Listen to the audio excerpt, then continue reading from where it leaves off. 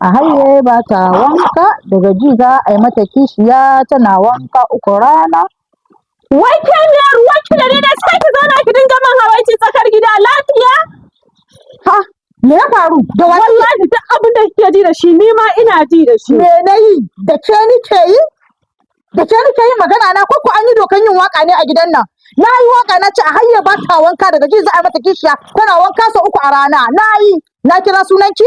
To wace ce za a yi kishiya in ba ni ba, kuma wace ce ka gani da botikin wanka ta fito daga bayi in ba ni ba? To kin tsargu ne, ni ban kira sunan kowa ba. To wallahi za a yi bala'in da ba a taɓa yin shi ba a nan gidan a kiyaye yana fita harka ta. To tsoron ki nake ji aka gaya miki? Na sani ko tsoro na ke ji daman din mai habaici ai matsoraci ne. Allah ne wallahi, na fi karfin in ji tsoron ki. Inda ba tsoro na ke ji ba ta ya za ki zauna kina min habaici. Kai, haba tun daga kofar gida nake jin hayaniya a matsayin ku na matan aure. Ina zaune a nan, ta fito wanka, ina ɗan waƙe-waƙe na wai da ita nake yi. Na kira su matsa waƙa ne ko mai gida an yi dokan yin waƙa a cikin gidan nan ne?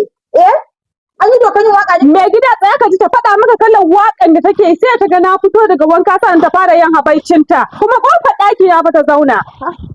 Cewa ne a hanyar ba ta wanka daga ji za a yi mata kishiya tana wanka sau uku a rana. To da ita nake yi? Kina ji? Gaskiya akwai irin wake-waken da bai kamata a ce ana yin su ba. Ko ma da wani ake ko ma ba da wani ake ba. Shi mun shiru ke ce babba. Ha? An yi dokan yin waƙa ne? Dauka wuce ɗaki. Ki dai san girman ki dai kin dai gani ko? Ba da mutane shiru an ma to ma da ita ake yi. Ki da abin da za a yi. Ba yadda kika iya da ni kuma. Ke ake yi. Yanzu ke za ki watsa min gida kina babba. Haba uwar gida. Ya haƙuri wuce ke ma shiga ɗakin ki wuce ɗakin. Haba wannan wani irin bala'i